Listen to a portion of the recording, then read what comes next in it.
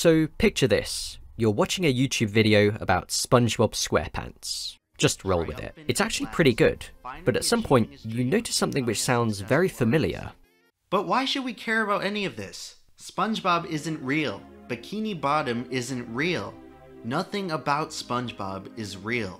And at the end of the day, SpongeBob is just a series of colorful images strung together for 11 minutes a pop. That's right, you just got Gran Turismo. But seriously, this is just one example. There have been countless times when I'm just minding my own business, watching a completely unrelated video, and then bam, a smack of nostalgia straight in the face. Best out of 5. I mean, can we go again? You got like a really easy one here. If you watch content on YouTube, there's a very good chance you'll stumble across the music of Gran Turismo at some point, and there's also a very good chance that you'll like what you hear. Gran Turismo has always been a fairly popular franchise, but what many don't talk about are the people who only know the games because of the music. Now this phenomenon is not exclusive to Gran Turismo, but recently it's something that I've seen happen a lot more frequently, and in some cases there are people who've gotten into the series from just the music. The power of these original soundtracks is quite fascinating, and in some cases begs the question of whether the music is so iconic because of the game it's in, or is the game so memorable in part due to the music. Honestly, it's a bit of both, and that's what we're going to talk about. Gran Turismo has had countless incredible soundtracks over the years, both original and licensed, but when it comes to the original music, you'll notice that over the 8 mainline titles, 2 in particular are mentioned a lot more often whenever this gets discussed. Why is this? But also, how could a composer who is almost entirely unknown be the driving force behind the vast majority of these tracks, which people have cherished for decades, and in some cases have grown up with and helped shape their entire taste in music? So whether you're a diehard GT fan or just a casual observer, join me on this adventure as we dive into the history and legacy left by the music of Gran Turismo. So, I know it's a cliche to say let's start from the beginning, but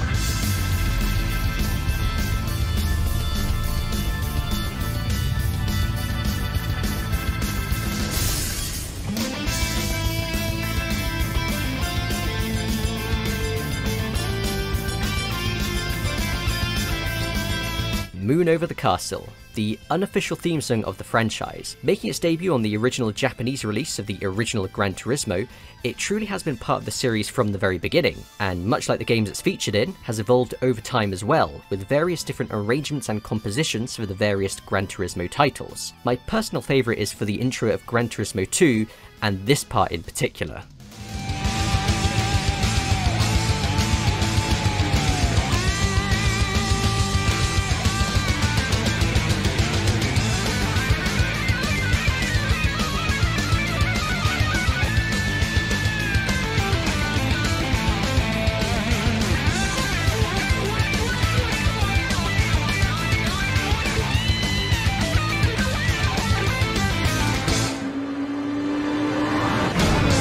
Simply perfection.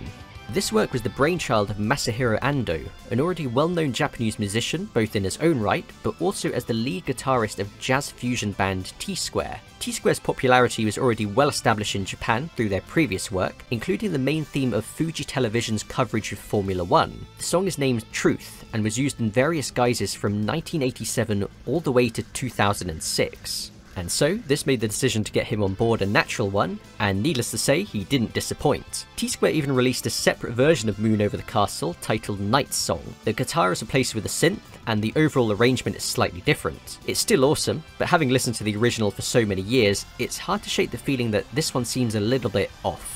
As well as the title track, Andoh also created a lot more original music for the in-game soundtrack, mostly used in the races themselves. Outside of Japan, however, his music was completely replaced for the international release of the game with a fully licensed soundtrack. The title song was changed to a remix of Everything Must Go by the Manic Street Preachers, and the in-race music scored by the likes of Ash and Feeder. The menu music was handled by British composer Jason Page. Not to be confused with Jason Page with an I, who was the singer for the original English Pokemon anime theme song, funnily enough. But Jason was only given 2 weeks to compose 45 minutes of music, working at a rate of 2 tracks a day, which is insane. Honestly, it's a miracle the soundtrack turned out as good as it did.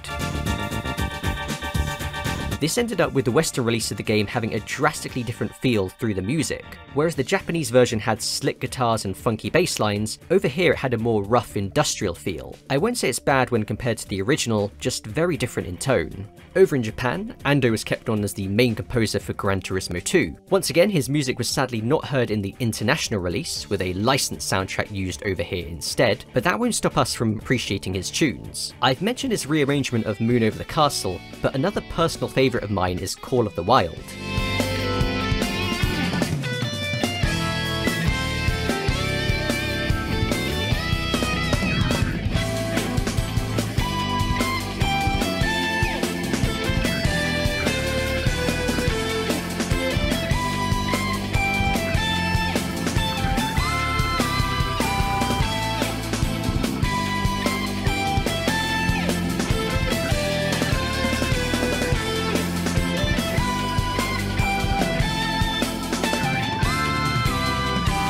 Despite not being widely heard outside of Japan, one of these other songs in particular has gained massive popularity in recent years. It's called Blue Line.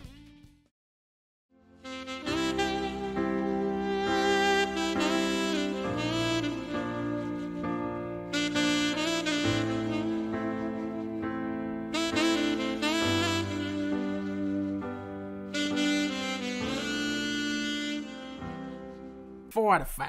Finally, the PS4 receives its knack killer.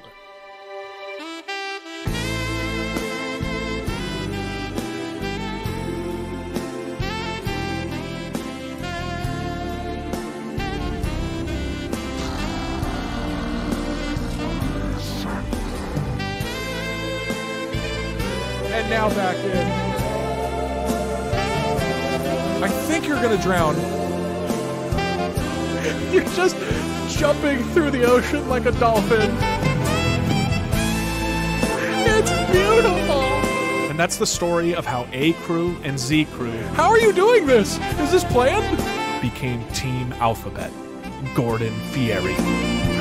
Oh. Together at last. Together forever. Sorry to spoil this moment, but just a bit of a tangent. So there has been a little bit of confusion as to who actually composed this and a couple of other songs on the GT2 soundtrack. You see, in some places it's credited to Andoh, but in some others it's credited to Keiji Matsumoto.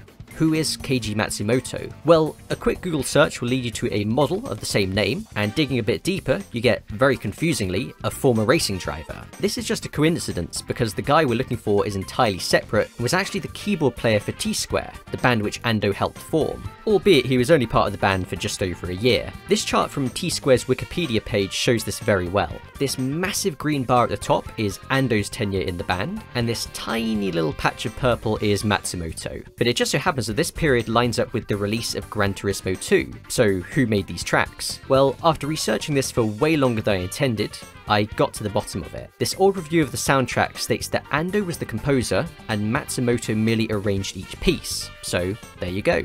However, Andoh was not the only composer in these first two games. Enter Isamu Ohira. Ohira composed most of the menu music for the original Japanese release of Gran Turismo. In fact, you're listening to it right now.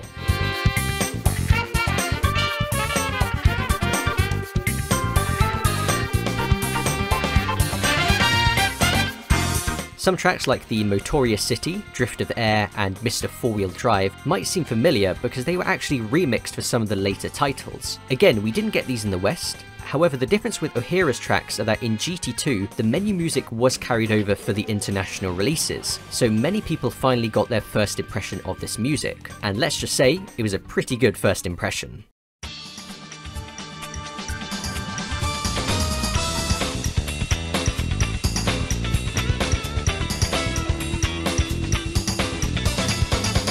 I think now is a good time to say that I'm not a music critic. I like racing games and I like listening to music. Simple as that. So forgive me if I don't go far enough in depth with describing what I enjoy. I'll just say that with Ohira's tracks you get incredibly tight bass lines, punctuated with horns, or synths made to sound like horns, and a strong rhythm. Many songs are quite fast paced as you can hear, and very upbeat. In my opinion they work perfectly for a racing game. Moving on to Gran Turismo 3, Andoh would take a bit of a back seat. He still made a new composition of Moon Over the Castle for the Japanese intro of the game, but his primary role of making the in-race music was handed over to Daiki Kasho. Kasho made a handful of tracks which also ended up in the international releases of the game, alongside more fully licensed tunes. All of this meant that Ohira was effectively the lead composer of the game. He still composed mainly for just the menus, making 8 full songs in total, as well as smaller jingles for things like the license tests as well as the beginning and ending of each race.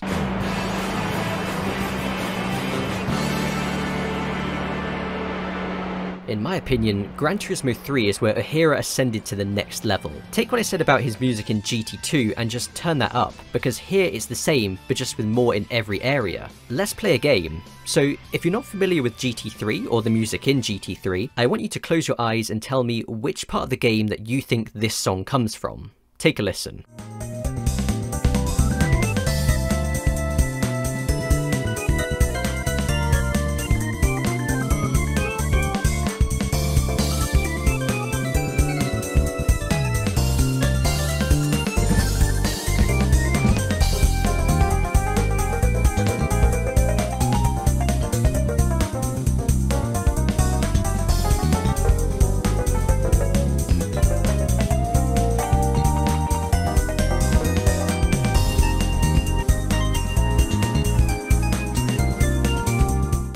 That's right, the car dealership. Obviously. What I love so much about these songs is that they're all unique and have their own identity, but still fit within the mold of GT3. They're all fast-paced and high energy, well except for the music in the garage, but the strong bass line gives that its own charm as well. Through a lot of these tracks you get this feeling that the game is urging you on, almost saying, go, get out there and win some races. And it's that feeling which I just adore, and Ohira's work on GT3 captures that feeling better than any other racing game I've ever played. So what we've listened to thus far is the in-game music, of course. But due to the limitations of the PlayStation 2, the music had to be compressed and made using a MIDI, so sadly some of the quality has been lost. Thankfully though, all of the menu music from GT3 was released as a separate album and fully recorded with live instruments as well. This takes the music to an even higher level. For example, take the music in GT Auto, which sounds like this.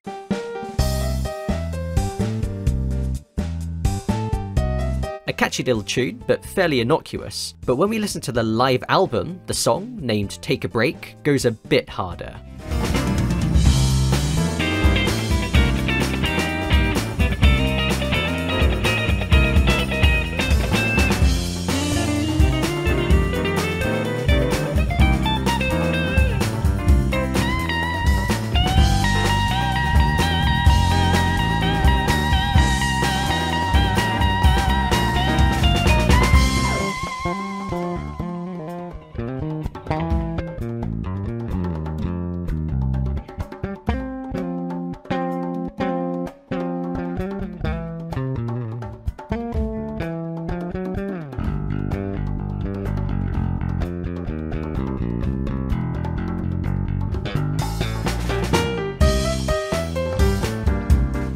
Incredible. Isamu Ohira is just unstoppable when fully unleashed. If you've seen my previous videos, you know that I consider GT3 to be the best Gran Turismo game, and honestly, maybe even the best game of all time. So obviously there is going to be an amount of bias, and of course nostalgia at play. But what I'll say is that even though GT3 is an incredibly fun game that does a lot of things right, the music seems to elevate it to another level. It takes the game from simply an incredibly good racer to an all-time classic in my view. The music can only have a limited impact on the overall quality of a game, but it's my belief that without a soundtrack this goddamn good, GT3 would not be as well remembered as it is today, and we have one man to thank for that. But that's just part of the story, because a few years later we got Gran Turismo 4, and our boy Isamu was back at it again.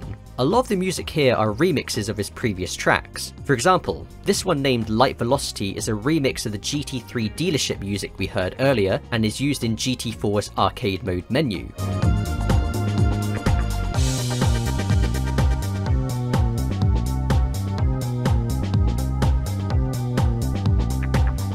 He also remixed a few tracks from GT1 that a lot of people would not have heard before due to being Japan exclusive. Here's Mr. 4-Wheel Drive, which I mentioned before. Originally the music for the Subaru dealership in GT1, and now in GT4 it's been remixed and used for the main GT mode menu.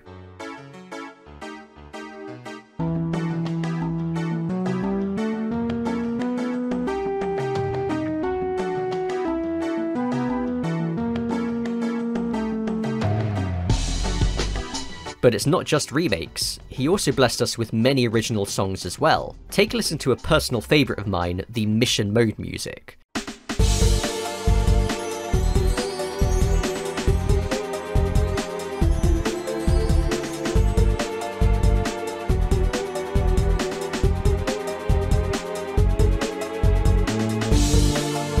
How he manages to fit the theme of both GT4 and the mission events, while also creating something truly original, is just incredible. Remixes included, Ohira composed about 20 songs for the soundtrack, as well as smaller tunes for the licenses, coffee breaks, and the start and end of each race. The overall tone and visual design of GT4 is much different from GT3, yet he still managed to make tracks which show his best qualities as a composer and very much fit with the game. The songs here are generally more relaxed than GT3, and a few of them could even be described as melancholy and reflective. I personally prefer GT3's because of that element I mentioned before, how those songs get you pumped up to race. Not a lot in GT4 has the same effect, so there is a bit of dissonance. But maybe that's just me. I still really love these songs, and some of them are arguably even better when you remove them from the context of the game. The more relaxed element makes them perfect to use as background music, and is likely why we see so many creators do so. And it's clear from the comments on many of these songs that the love for them is still very real even decades later. As Daihatsu Midget so eloquently puts it, Isamu Ohira isn't a composer, he is a god. Thanks for that input, Daihatsu Midget. In the soundtrack department, things were looking great for Gran Turismo as it moved into the PS3 generation, but with the release of Gran Turismo 5 Prologue and then later the full game, it became clear that something had changed. We had gone from tight funky bass lines to smooth saxophones and relaxed pianos.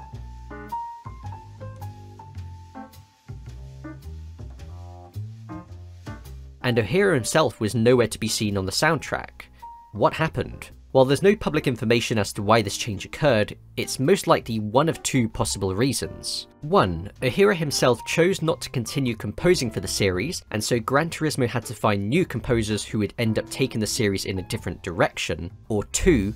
Gran Turismo decided they wanted to go in a different direction and chose not to continue with Ohira. Personally, I'm more inclined to think the latter. The way in which the overall presentation completely changed this relaxed, refined style makes me think that this was their plan from the beginning. We saw how GT4 changed the tone, but GT5 and onwards took this to another level. And if you were playing these games at the time, this was quite noticeable. Combined with the often egregious loading times of the PS3, many people would lament that they now had to sit through a minute of relaxing lounge music or smooth jazz before they could even race. If you go back and compare this with GT3, it is night and day. They're not even close.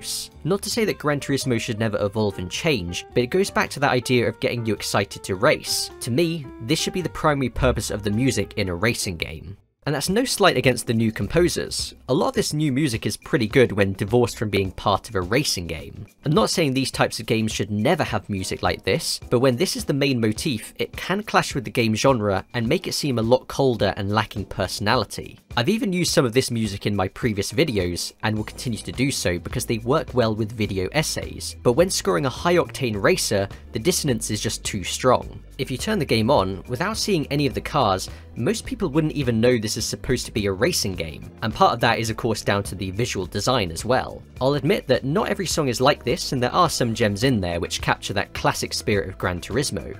So anyway, Ohira was gone from GT5, but he did make a brief cameo in GT6 where a couple of his older songs were just reused. GT Sport came around in 2017, and again Ohira was absent. That was until the game's first major update in December 2017, when the GT League mode was added and one of his classic tunes was brought back as well. Take a look at this.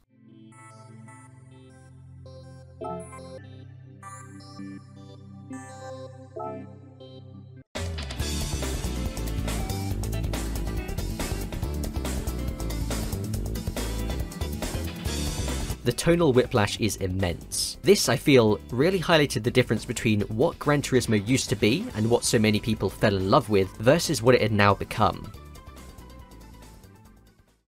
So, what was the point of this video? To just showcase these old tunes and bathe in nostalgia? Well, partially yes, but more than anything, it's to highlight Ohira's contribution to the series. Of course, music is very much a matter of taste, and not everyone will appreciate his songs in the same way, such as this guy who compares it to comically bad elevator music. What sort of elevators has this dude been on?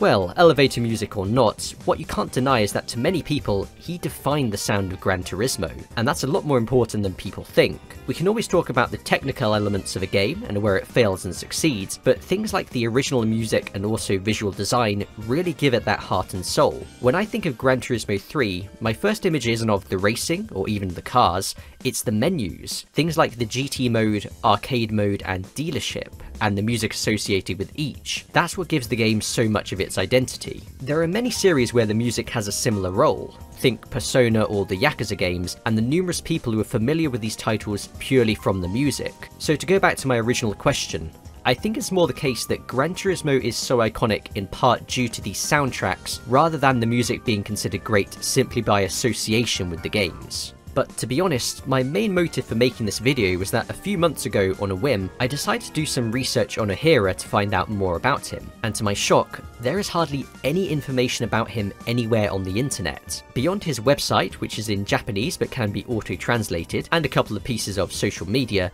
there is nothing to see. This is the guy who is the main composer for some of the best-selling video games of all time. His work is almost universally loved, and there is barely any trace that he even exists. That completely blew my mind. On his Last.fm page, there are comments from people who don't even know if he's a man or a woman. Her music is great. If anyone's looking for her work, is Isamu Ohira a female? Thankfully, there are a handful of pictures of him on the internet, so we know for certain he is a man, but that's just how little information there was and still is about him.